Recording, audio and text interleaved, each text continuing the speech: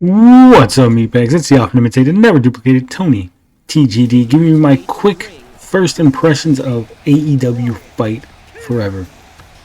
Now, right off the bat, the graphics on AEW Fight Forever are more cartoony than you might be used to with the typical WWE 2K series. This is more of a cartoony style. Still resembles the wrestler it's trying to resemble, but obviously not photorealistic.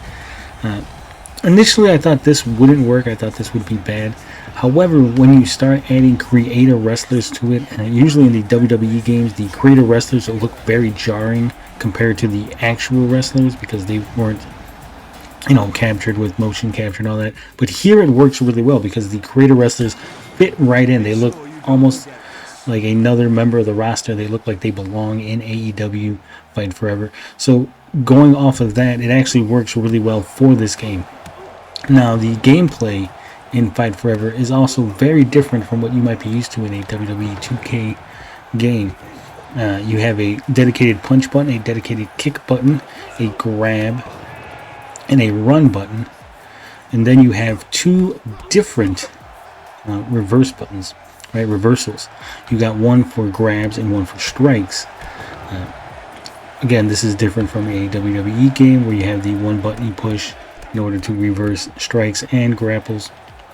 Here, you got two different buttons, and at first it's a little difficult. It's a little hard to get adjusted to it, but eventually, playing the game, 10, 20, 30 minutes, you start to get a feel for the gameplay. You start to get a feel for the way the systems work, and it actually feels pretty good. It feels pretty fun. It's very arcadey. Not so much like a simulation, but more like an arcade style game. It plays really well, feels really well. The moves are not as numerous as a WWE game, but there are enough variety in the moveset for each wrestler. So that way you have options. You do a lot of things. There is no stamina system, which is one of the things that I hate in a WWE game. So you can just keep knocking out your big moves over and over and over again without having to worry about getting tired. You can run around the ring without having to worry about your guys slowing down. There is injuries. There are different parts of your body that can get hurt during a match if you get hit too many times in them. The momentum system in this game is a lot better than a WWE game. You don't have to worry about 6 or 7 different meters. It's just 1 meter. You build it up. It's very bright. It's right there. You know when you have a special. When you have a signature move.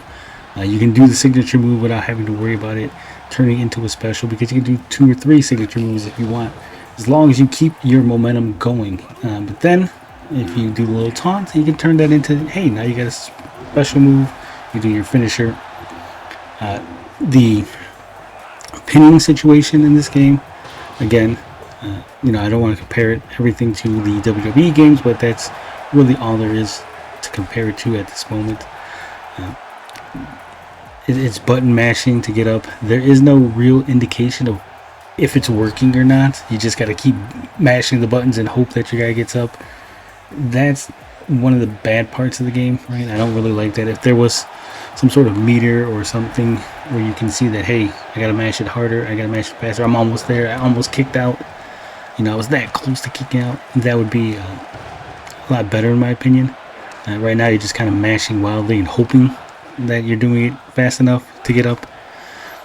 The computer AI on it's got 4 difficulty settings. It's got easy, normal, hard, and the elite. On the easy and normal difficulty setting, sometimes the AI is not too good, especially when it's weapons matches. They go outside the ring and hang out there and just wander around. So that's kind of bad. The road to the elite mode is pretty interesting. It's short. You go through 4 pay-per-views, but there are different paths depending on whether or not you win certain matches. So there is some sort of variety, and it does track which wrestlers you have taken through it, whether you can go through the road to the elite with a custom wrestler, or you can go through with one of the roster members. Now the issue is the mode is made really for custom wrestlers. It's not really made or tailored towards using a roster member. So like in this game here, I'm going through it as Brian Cage. Now you unlock skill points. However, when using a actual AEW member, you don't get to improve their skills. You don't get to change different things about your wrestler, right?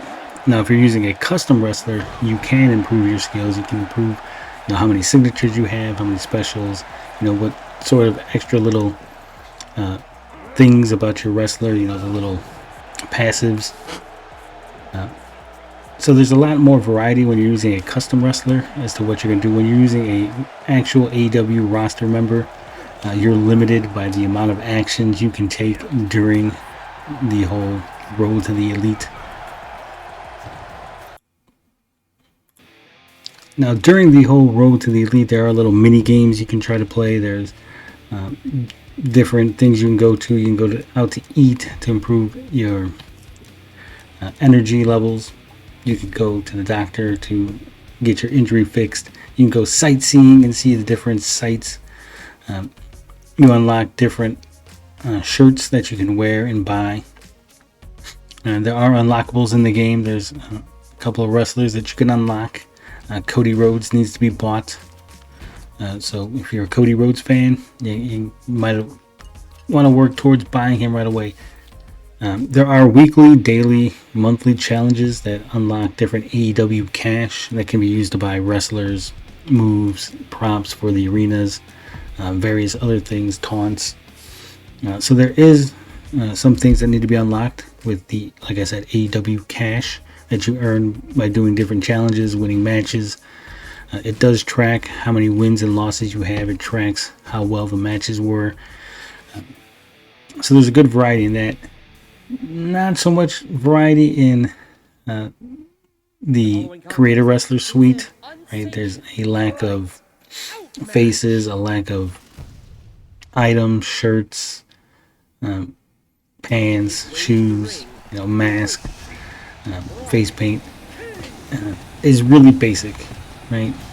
So if you're looking to really get creative with your Creator Wrestler, not going to find it here so much. Other than that, though, it is a solid game so far. I'm liking it. I'll get a deeper review later on. This is just my random thoughts, having played the game for a little while, having played it for a couple hours. Would I have bought this full price? Yeah, I would have bought this. This is a fun game. If you're into wrestling, you're going to like this game. But until next time, love, peace, booty grease. I'm out the spooch.